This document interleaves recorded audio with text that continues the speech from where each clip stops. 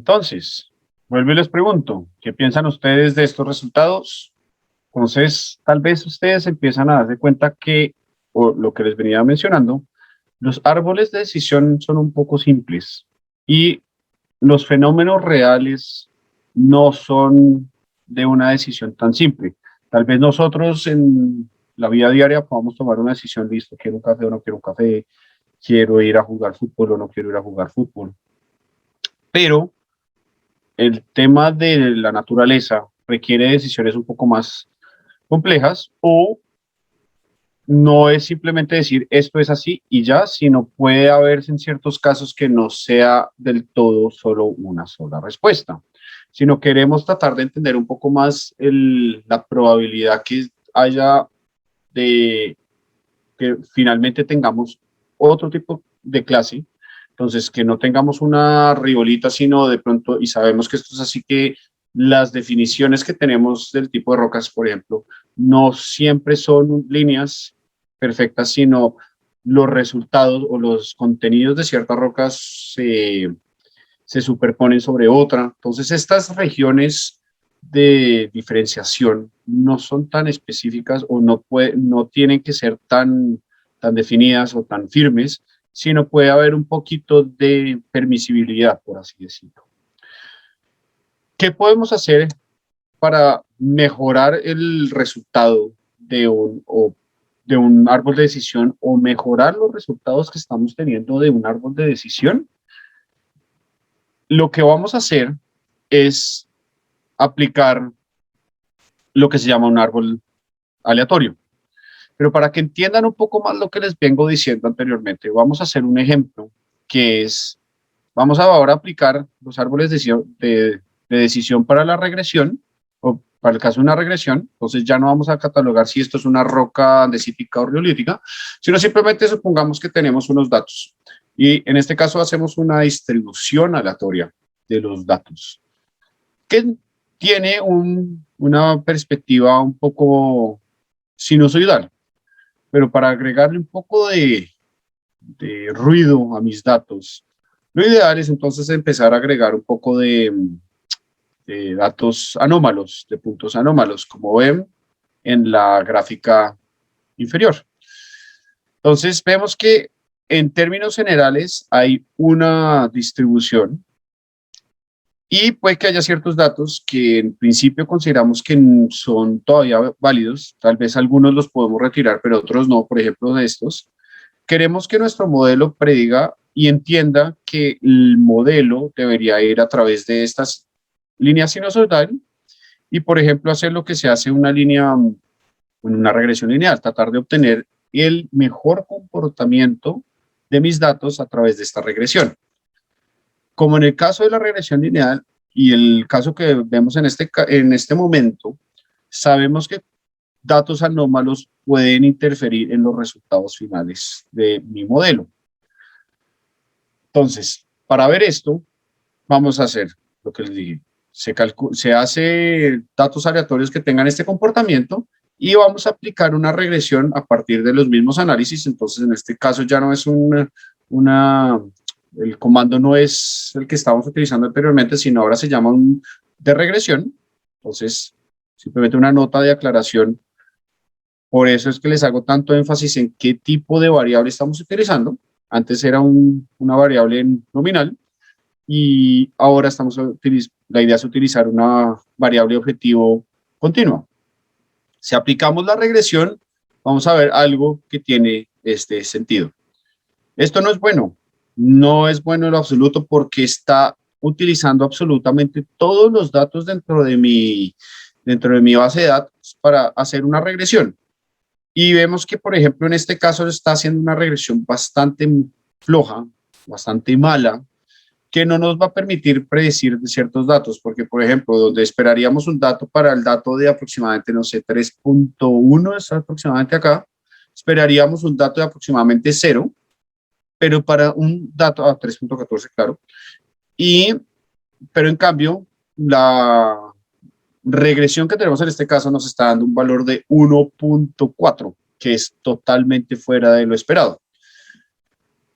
Esto es lo que se llama en en temas de Machine Learning, overfitting. Overfitting es, nuestro modelo está utilizando absolutamente todos los datos para hacer mi regresión.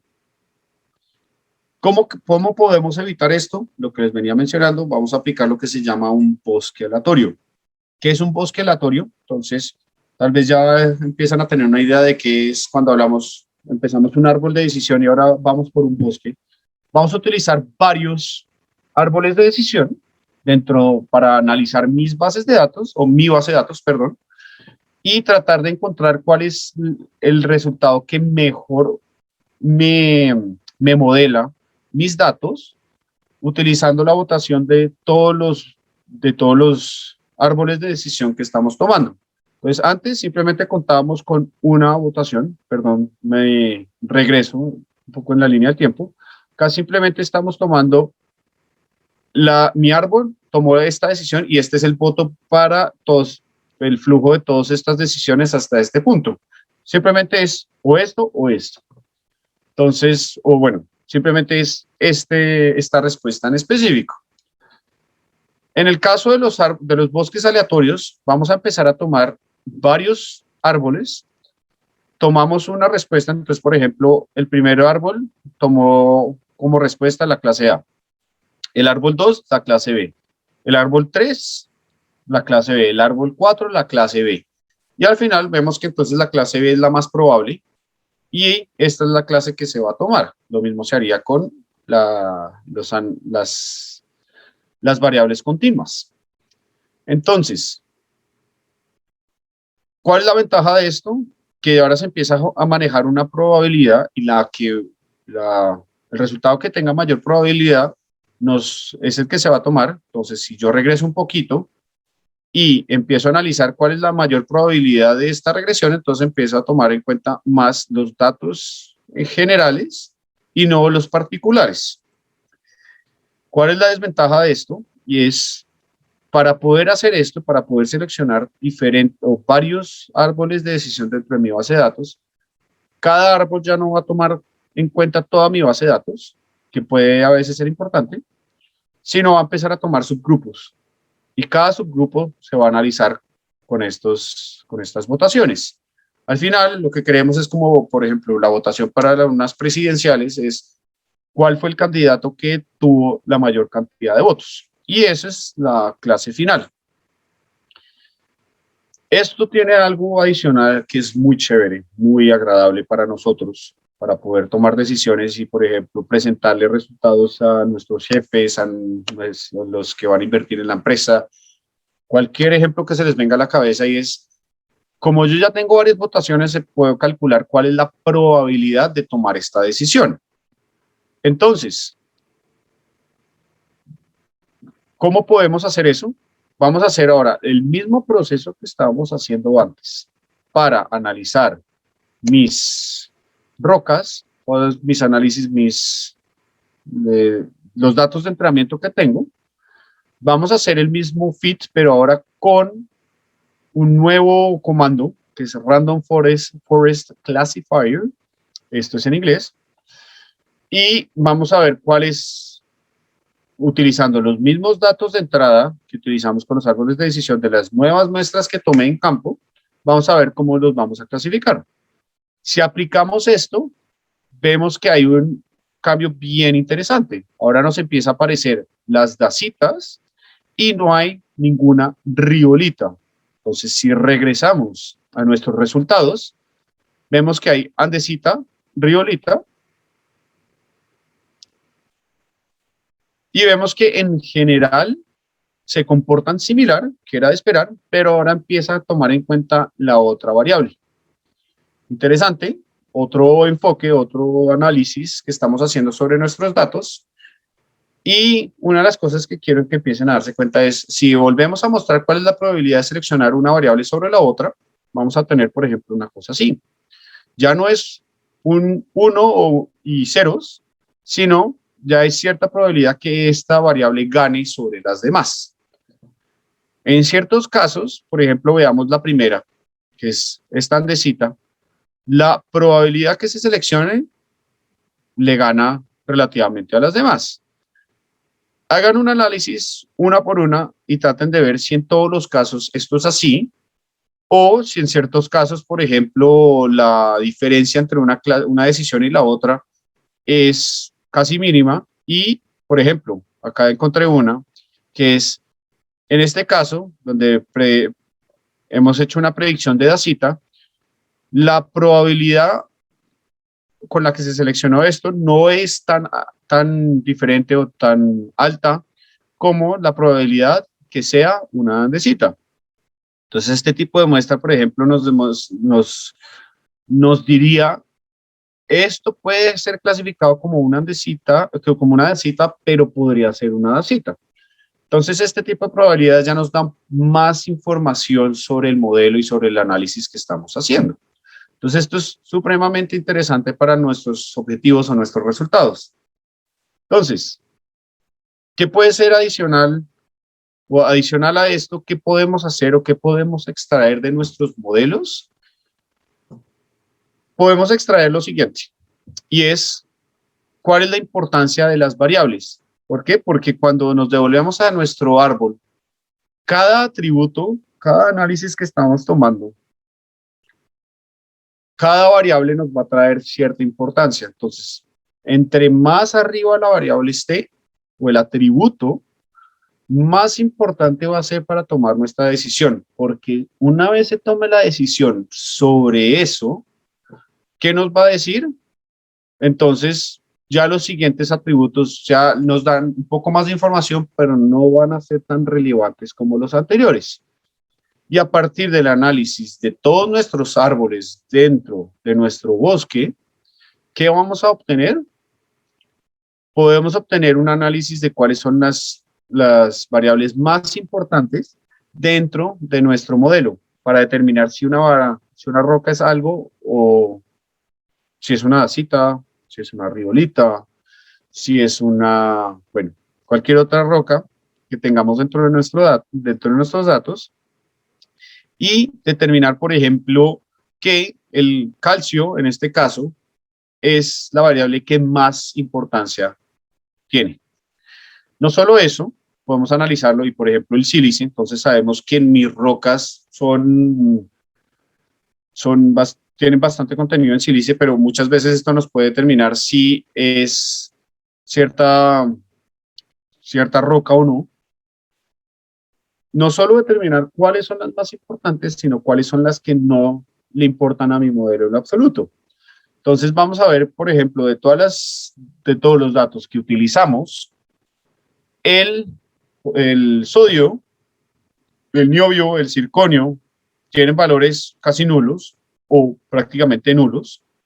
¿Y qué significa eso? Que mi modelo consideró que esto no tenía ninguna relevancia para diferenciar una riolita, una dacita, y ¿cuál era la otra? Perdón, me devuelvo. Se me perdió. Bueno, y el otro tipo de roca. Entonces, esto nos permite, por ejemplo, identificar y decir, el nuevo modelo que voy a calcular, voy a eliminar esta variable, esta variable, esta variable. Por ejemplo, el rubidio, el níquel, el bario, tampoco se ve que sean relativamente importantes para el análisis de nuestro modelo. Esto lo podemos determinar en este punto y poder volver a correr nuestro modelo. Pero, por ejemplo, esa es una de las grandes ventajas de hacer el análisis a través la auditoría de nuestros datos, es poder determinar, por ejemplo, que hay ciertos valores que no son relevantes para mi análisis. Vemos con esto que podemos tomar ciertos análisis, ciertas decisiones a través de ciertos análisis de ciertas métricas. Entonces acá les hago un comentario que siempre hago y es, cualquiera puede aplicar un modelo de Machine Learning sobre cualquier dato que se les ocurra, cualquier base de datos. Pero ¿cómo podemos hacer el análisis y empezar a validar nuestros modelos? No se preocupen, va a haber una sección específicamente concentrada en estos análisis de cómo validar esto, y es cómo podemos validar o determinar que mi modelo realmente lo puedo utilizar o tengo que correr algo nuevo o hay ciertas variables o atributos que son irrelevantes, este tipo de cosas. Entonces, ¿qué les recomiendo? Vuelvan y corran el modelo y empiecen a sacar ciertas variables de la consideración de los modelos, de este caso. Al finalizar todo este archivo, o todo el análisis que vamos a hacer ahora, la idea es, puedo volver rápidamente a hacer una corta explicación sobre cómo hacer esto, pero la idea es que ustedes empiecen a jugar con estos datos y ver si ustedes toman cierto valor, cómo me va a cambiar, cómo no me va a cambiar, y así tomar la decisión. Sin embargo, continuemos con toda la parte de qué tipo de modelos podemos utilizar. Entonces, recuerden que les comenté anteriormente sobre las redes neuronales artificiales. Entonces, las redes neuronales son un poco más complejas, por así decirlo, que los árboles de decisión y estos árboles, estos bosques aleatorios. Y los bosques aleatorios, las redes neuronales, en este caso, en este punto en específico, lo voy a explicar un poco simple. Ya después en la parte teórica vuelvo a tratar de explicarles un poco más en detalle qué son las redes neuronales. Pero lo que quiero que se fijen en este momento es, igual que los árboles de decisión, que partíamos de una parte superior, pues perdón, me devuelvo, pues partimos de una parte superior y empezamos a tomar decisiones. En las redes neuronales también partimos, pero en este caso de una parte izquierda. Claro, podemos rotar esto si quieren, pero en este caso usualmente las redes neuronales vienen presentadas de esta forma, y es, en la parte izquierda tenemos lo que se llama el input, que son todas las variables o los atributos que son importantes para nosotros. Entonces, ya que en esta pantalla todavía vemos los atributos que tomamos anteriormente, todos estos atributos van a estar ubicados en esta zona. Y idealmente todas las variables deben ser independientes. ¿Por qué? Porque cuando se busca una relación entre todas las variables, ya les comento eso, esto va a afectar mi modelo y queremos evitar esto, que todas las variables que utilicemos sean independientes. Esto nos va a traer mayor información. Ahora, ¿por qué va a afectar la información que tenga en la entrada? Por obvias razones, claro, pero además mi estructura de las redes neuronales es en esta parte interna tenemos lo que se llama una capa oculta. Perdón, tal vez para ponerlos un poco más en contexto, en la parte derecha tenemos lo que se llama el output o la salida, y es lo que vamos a predecir para cierto punto, para cierta muestra como resultado. Entonces, en este caso, que era lo mismo que queríamos, que estábamos haciendo con los bosques aleatorios o los árboles de decisión, es la salida va a ser determinar si es la riolita, si es la dacita o de cualquier otro tipo de roca que tengamos dentro de nuestra base de datos que sea bivariable o objetivo. Luego les hago el comentario acá para repetir un poco. Mis variables objetivo no pueden estar dentro de las variables de entrada. ¿Por qué? Porque básicamente no puedo utilizar algo que está en la entrada como salida. Es una redundancia que no nos sirve. Ahora, regresando a esta capa interna que les estaba mencionando anteriormente, que es una capa oculta, mi capa oculta básicamente va a tratar de encontrar todas las relaciones posibles dentro o utilizando todas las variables de entrada. Entonces va a tomar todas estas variables que ustedes ven acá todavía y va a tratar de encontrar todas las relaciones. Entonces, si se dan cuenta, tenemos en este caso X1, X2, X3. El primer nodo que vamos a tener acá es una primera relación entre X1, X2, X3. Y cada línea o cada flecha que tenemos acá va a recibir un peso, una importancia para mi modelo. Entonces, supongamos que la sílice recibe una importancia de 0.8. Para términos generales y simples, todos los pesos los vamos a pensar como entre 0 y 1. Y lo que significa que 0 no es importante, 1 es importante, por así decirlo. Todos estos pesos se van a sumar y se van a analizar con lo que se llama una función de activación. Les digo, ahorita les muestro un diagrama un poco mejor, Pero lo que quiero que tengan en cuenta es, a partir de este análisis o de aplicar la sumatoria de pesos y analizar si efectivamente es importante o no es importante a partir del análisis en la capa oculta, la señal que sale va a poder hacer un efecto sobre las variables de salida, que significa que la relación que tomamos acá entre estas variables va a ser importante para definir si esto es una riolita o una riolita.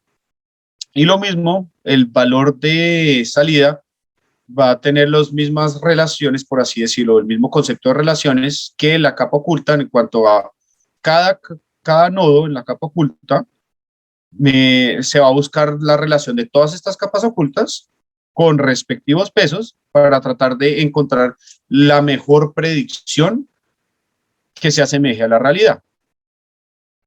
¿Se acuerdan que les comentaba que la información iba de izquierda a derecha? Entonces, acá es lo mismo, por eso las flechas van solo en una dirección. ¿Y cómo podemos permitir que este modelo mejore conforme pasa el tiempo? Sí, que mejore, comencemos por ahí. Podemos modificar los pesos de cada flecha para que el resultado sea mejor. Entonces, esto es lo que tal vez ustedes han oído y es el aprendizaje de estos modelos. Entonces, o lo que se llama también en términos coloquiales es las iteraciones, o ni siquiera coloquiales, sino en términos comúnmente. Y cada iteración va a utilizar ciertos pesos y va a calcular una salida. Si la salida todavía es el error es muy lejos entre lo que se predijo y el valor real, entonces hay que ajustar estos pesos. Entonces, esa es la siguiente iteración. Y lo que queremos es o que el error entre la realidad y lo que se predijo sea muy, muy bajo, o simplemente permitirle a mi modelo hacer cierta cantidad de iteraciones. Entonces, por ejemplo, permitimos que solo tenga una cantidad de 100 iteraciones máximas. Después de las 100 iteraciones se acaba el tiempo y se mira cuál es el resultado final. Entonces, esta es un poco la teoría de introducción a esto. Espero que no haya sido un poco complejo. Si no, igual ahora volvemos a la presentación y trato de explicarlo nuevamente. Entonces, vamos a aplicar nuevamente. Lo chévere es, bueno, en este caso usualmente son 3 líneas porque hay que importar las librerías. ¿Se acuerdan que les comentaba de las librerías? Y vamos a aplicar ahora el algoritmo que se va a llamar MLP Classifier. Vamos a hacer el mismo fit y en este caso vamos a permitir que tenga unas iteraciones máximas de 300. Entonces, estas va a recalcular 300 veces hasta obtener cuáles son los pesos a partir de esto. Entonces, hay que tener en cuenta que el aprendizaje de estos modelos, cada iteración va a tratar de acercarse lo mejor posible a la realidad, como les venía diciendo, y hay ciertos modelos matemáticos que se aplican para tratar de minimizar este error. Al final, lo que queremos es, lo que les venía mostrando en la presentación, es tratar de reducir el error, pero lo que se calcula en estadística es el error al cuadrado y es el error promedio. ¿Por qué el error promedio? Porque tenemos más que una sola muestra que queremos analizar. Entonces, este proceso que ven acá hay que aplicarlo para todas las filas que tenemos en nuestra base de datos a fin de obtener el mejor resultado. Entonces, sí, hay que aplicar 300 veces el análisis para cada muestra. Entonces, claro, la complejidad que podemos tener en las redes neuronales es muchísimo más alta, pero la capacidad computacional tiene que ser más alta. En este caso, la ventaja es que tenemos computadores muy potentes hoy en día y en este caso, como nuestra base de datos es muy pequeña, no se va a notar la diferencia. Cuando utilicemos ya o cuando empecemos con los mapas predictivos, puede ya empezar a notarse un poco la diferencia. Pero por ahora, continuemos con la simplicidad. Entonces, listo, hacemos el análisis, aplicamos el modelo, en este caso, y hacemos la predicción. ¿Cuál es la predicción ahora? ¿Qué tal el cambio ahora? Y nuevamente podemos ver que hay unas predicciones acá que van a cambiar. Y básicamente con esto se va a tomar una decisión de qué es mejor que lo otro, igual que en los bosques aleatorios. Y con esto entonces ya podemos empezar a decir, listo, traemos nuevas rocas, ¿cuál va a ser la clasificación? Entonces, ahora ustedes empiezan a decir, ¿cómo carajos yo voy a tomar una decisión de cuál modelo debería decidir que es mejor sobre los demás? ¿Por qué? Porque alguien puede decir, listo, yo tomo el árbol de decisión porque es más simple y puedo entenderlo y puedo ver cómo funciona. No, alguien va a decir, los bosques aleatorios son mejores porque hay más variabilidad, pero que aún puedo entender cuál es el funcionamiento. O alguien puede decir, listo, las redes neuronales las prefiero yo porque hay mayor complejidad, me puede simular mayor complejidad que, pues, por ejemplo, una roca en específico tiene muchas particularidades, especialmente en la parte química, que me puede definir si una roca es esto, de pronto no es esto, de pronto sí es esto.